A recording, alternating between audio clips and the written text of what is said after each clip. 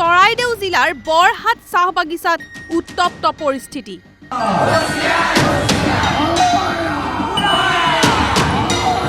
কেঁচা চাহপাত চোৰৰ আক্ৰমণত আহত 10জনকৈ চাহ শ্ৰমিক।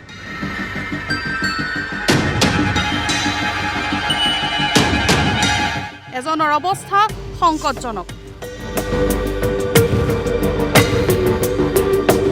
চৰাইদেউ জিলাৰ বৰহাট চাহ বাগিচাত উত্তপ্ত পৰিস্থিতি।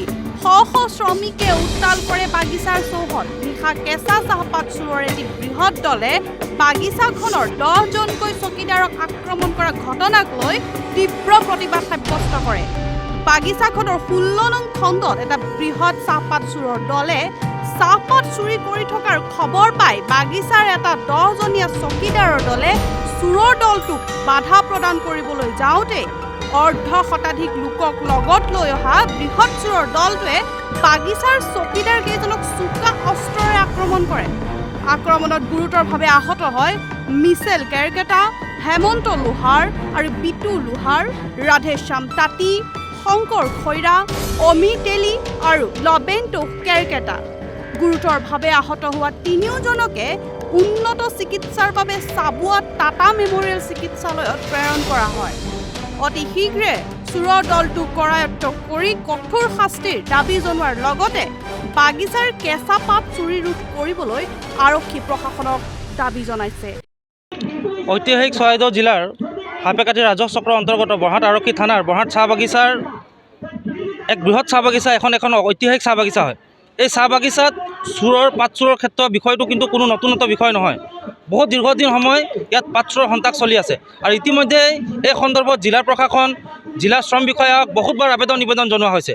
যোৱাকালি নিশা প্ৰায় 10:30মান বজাত বাগিচাখনৰ 16 নম্বৰ দফাত বৃহৎ এটা চোৰৰ দলে তাত প্ৰৱেশ কৰিছে বুলি বিশেষ সম্ভেদ লাভ কৰি বাগিচাৰ পৰিচালকৰ লগতে 10জন চকীদাৰৰ দলে সেই স্থানত গৈ উপস্থিত হয়।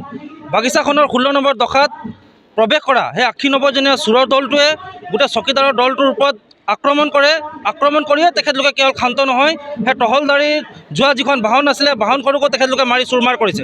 আৰু ইতিমধ্যে 10জনৰ ভিতৰত এজন খুব সংকটজনক অৱস্থাত চাবুৱা টাটা মেডিকেলত চিকিৎসাধীন অৱস্থাত আছে।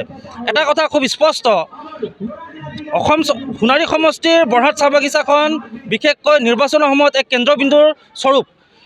এনেকুৱা অৱস্থাত কিন্তু শ্ৰমিকক আক্ৰমণ কৰিছে, তৎসত্ত্বেও কিন্তু কোনো ধৰণৰ প্ৰশাসন, ৰজা মহাৰজা, ৰথী মহাৰথীৰ ইয়াত এতিয়ালৈকে আগমন ঘটা নাই। এই কথাটো কিন্তু অতি দুৰ্ভাগ্যজনক বিষয়।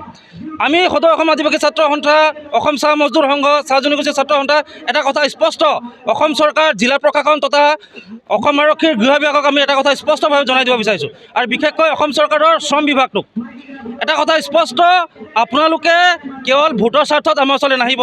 শ্ৰমিকৰ দুখ দুৰ্দশাৰ সময়ত আপোনালোকে অন্ততঃ ইয়াত একবাৰ দেখা দিবলৈ আপোনালোকে সময়কণ আমাক দিয়াৰ প্ৰয়োজন আছে।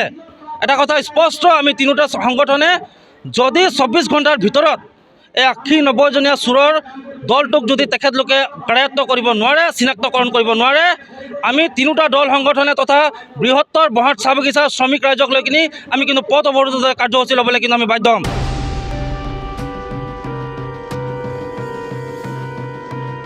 Bureau report MN24।